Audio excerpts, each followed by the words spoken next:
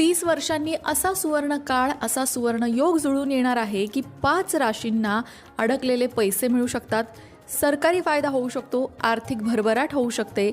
एकंदरीतच 5 राशींसाठी चौपट लाभ, कल्पनेपलीकडे यश, लक्षणीय नफा हा काळ घेऊन येतो आहे. पण काही महत्त्वाचे प्रश्न, त्या 5 राशी कोणत्या आहेत, त्याचबरोबर हा काळ कोणता असणार आहे, म्हणजे किती तारखेपासून किती तारखेपर्यंत हा लाभ होणार आहे, या सगळ्या प्रश्नांची उत्तरं या एकाच व्हिडिओत. चला तर मग सुरुवात करूया.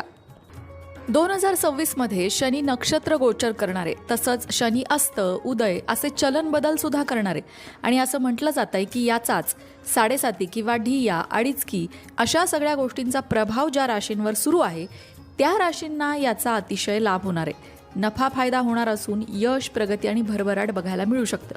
मग कोणत्या आहेत त्या राशी? सगळ्यात आधी बघूया मेष रास. मेष राशीसाठी सध्या 7.5 सुरू आहे, पण 2026मध्ये शनी महाराज जे नक्षत्र गोचर करतील त्याचा लाभ मेष राशीच्या लोकांना करिअरमध्ये लक्षणीय फायदा मिळवून देऊ शकतो. करिअरमधील दीर्घकाळापासून सुरू असलेला विलंब आता संपू शकतो. अनावश्यक खर्च कमी होऊ शकतात. कामातील दीर्घकालीन समस्या सोडवल्या जाऊ शकतात. वरिष्ठ अधिकाऱ्यांनी कामाची दखल घेतल्याने पदोन्नती, पगारवाढीचे सुद्धा योग आहेत. कामाच्या ठिकाणी येणाऱ्या समस्या आणि अडचणी आता कमी होतील. सामाजिक दर्जा वाढेल. सरकारी कामात सुद्धा फायदे होऊ शकतात. मंडळी, 7.5 सगळ्यांसाठी वाईट असते हा जो समज आहे तो अतिशय चुकीचा आहे. कारण 7.5मध्ये कर्माचं फळ मिळतं. आपली कर्म चांगली असली तर चांगली फळं सुद्धा 7.5 मिळतात आणि आपली पूर्वकर्म कशी आहेत त्यावरच 7.5 आपल्याला परिणाम मिळत असतात. त्यानंतरची रास आहे सिंह रास. सिंह राशीला या काळात काय लाभ होणार आहे? भाग्य अनुकूल असण्याची शक्यता आहे. कार्यक्षमतेद्वारे शत्रूंना पराभूत करण्यात तुम्ही यशस्वी होऊ शकता. जमीन आणि इमारती संदर्भातल्या व्यवहारांमध्ये लक्षणीय नफा दिसून येईल. कर्ज घेण्याचा विचार करत असाल तर यशस्वी होऊ शकता. कोणत्याही आर्थिक व्यवहारात सावधगिरी बाळगा, कारण यामुळे अडचणी येऊ शकतात. बोलण्यावर नियंत्रण ठेवल्याने जोडीदारासोबत आणि कुटुंबासोबत तुमचा चांगला वेळ जाऊ शकेल.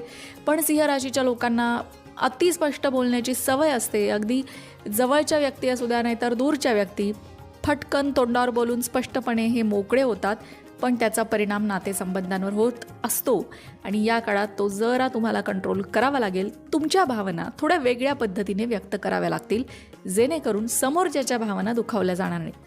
परदेशी स्रोतांकडून सुद्धा तुम्हाला नफा होण्याची शक्यता आहे. जर तुमचं त्या संदर्भात काही काम असेल परदेशाशी संबंधित तर त्याचा लाभ तुम्हाला होऊ शकतो. पुढची रास आहे धनुरास. भौतिक सुखसोयींचा अनुभव धनुराशीची लोक घेतील. वाहन, मालमत्ता खरेदीचे योग आहेत. या काळात चांगल्या आर्थिक संधी निर्माण होऊ शकतात. नोकरी बदलण्याचा विचार करणाऱ्यांना चांगली